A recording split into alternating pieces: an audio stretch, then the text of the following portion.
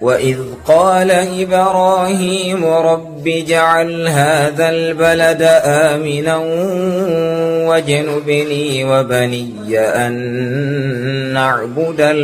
الأصنام رب إنهن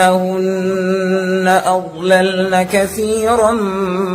من الناس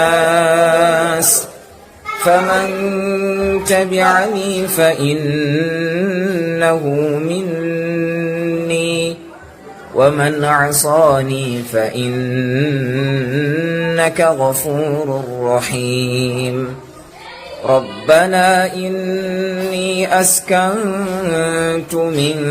ذريتي بواد غير ذي زرع عند بيتك المحرم ربنا ليقيموا الصلاة فاجعل أفئدة من الناس تهوي إليهم وارزقهم من الثمرات لعلهم يشكرون